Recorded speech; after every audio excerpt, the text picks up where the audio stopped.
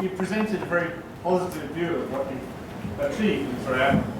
But the fact remains, correct me if I'm wrong, this is achieved through a long-winded, expensive adversarial process, which you're essentially screwing these resources out of institutions and insurance companies that are trying to resist. Could society do it better and possibly even cheaper by putting aside that adversarial process and these facilities being properly provided through the health and social care system? Absolutely. Yes, but then I'd be out of a job. There's a lot of statistics, but I'd say just statistics in particular, is whether or not compensation claim actually helps someone or not. And you know, in the position that we're in at the moment, there aren't the resources in the healthcare services to provide this level of care that's needed. But interestingly, there's a study done with people with sustained spinal cord injury, and when you have a spinal cord injury or any kind of catastrophic injury, you're in a claim for loss of earnings, because you may not be able to return to the type of work that you did before. And it was interesting to see that people with a compensation claim were less likely to return to work than if they didn't have a compensation claim. Now, as I said before, a lot of people can't really pay for compensation, so they have to manage somehow.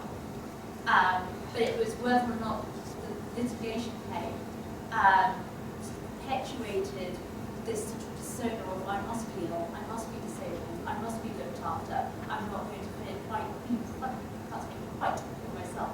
And I think as lawyers we have a lot to answer for. Yes?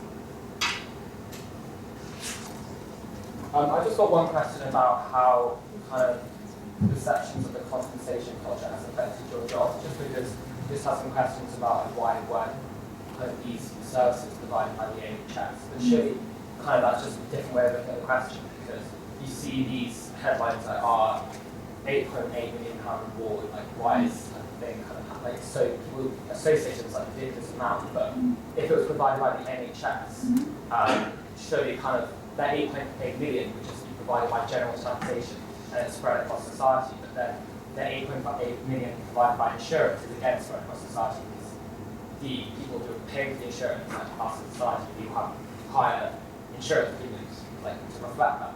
But how have those kind of different attitudes, like the kind of the media and the responses that people have to these headline figures kind of affected the way you work, kind of the interaction in your day-to-day life? We are constantly battling this idea of a compensation culture. And when the only thing I can say to you is you never get a client turning around and saying to you, do you know what, Cal, I've got too much money. You don't. And I don't have a crystal ball. Okay, so I don't know how much care is going to cost in the future.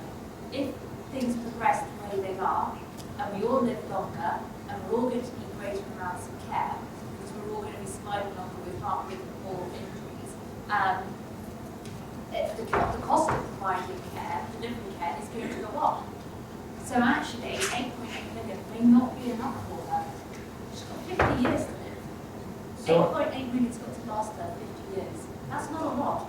Yeah, but on that basis, do you think we should turn to the compensation awards, away from kind of like the lump sum figure, which is preferred for a more kind of periodic? So you get an annual amount at the end of the year. If you die early, then the amount stops. If you die later, or you die later than what you were anticipated to die, then it continues. Yes, but it's not that simple. And that's a whole other discussion. So in terms of how has it affected me, as I said to you, I've never had a client turn around to me and say, I've got too much money, and that's the bottom line. So I've got to do my absolute best